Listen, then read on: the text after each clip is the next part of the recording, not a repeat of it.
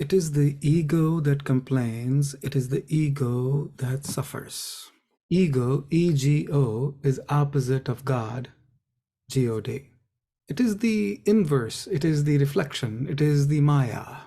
Ego is necessary because ego is given to us for self-preservation. Ego wants to preserve itself at any cost. And what is ego? Ego is my body, mind identification. Ego is my unique identity. It is my ID card. I identify myself with my ego. The nature of ego is blaming, so much so that you can even blame God for your problems. Now the question is, will it help? Who are we more likely to help? More readily, more willingly? When people ask for something, request for something nicely, we're more likely to help them. At one point, I was going through something very difficult and very private. And I shared that with Phyllis, and I said, Phyllis, please, you are the only one I can talk to about this. And she understood the problem. She made a very interesting statement. She said, no one can hurt you. It is the ego that gets hurt. Your real self can never be hurt. No one can hurt the real you. I walked out of that meeting with confidence, that as if I'm invincible, that no one can ever hurt me, that I am something special. I am unique. Now I understand it as, but there are two statements here. When we are hurt, we know it is the ego that is hurt.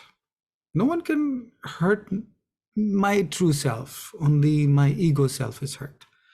And when I'm hurt, I know it is the ego self. Only ego can get hurt. My true self cannot get hurt.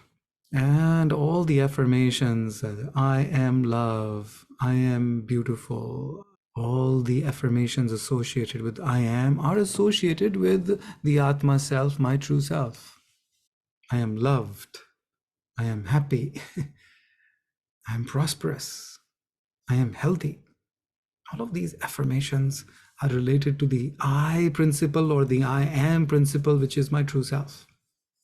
And there's another part of this story. The other part of the story has to do with stop feeding the ego. And how do you stop feeding the ego? All the complaining when we stop, all the whining and the sadness and the blah, blah, blah. He did that, she did that, he didn't do it, and I didn't get it. And yeah, stop it. Yeah, we're so used to it that sometime it will take time for us to inverse or reverse, but make a decision. I don't want to complain anymore. So what to do instead? I can have gratitude for what I have. I have to shift my focus to, well, there has to be something good in my life, isn't it? Something bad is going on, sure enough, but there has to be something good in my life. I am alive. We survived pandemic. That's an achievement. We all have reasons to have gratitude, health and loved ones and jobs and money and food. There's so many reasons to be grateful. I mean, that's bare minimum. We are more grateful than that. And if we have a goal, but not being able to achieve a goal, we can be grateful for having a goal. There are a lot of people who don't have a goal. And if you're not able to achieve a goal because the goal is very high, we can be grateful for having that vision, the clarity of higher goal. So complaining feeds the ego. Gratitude feeds God. Don't blame God. Be grateful to God. That is truly, I love God.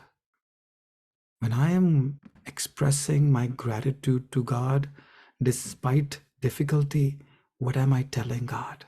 That I love you unconditionally. And I love myself unconditionally. When I express my gratitude to God, despite difficulty, not only I love God, but then God loves me too.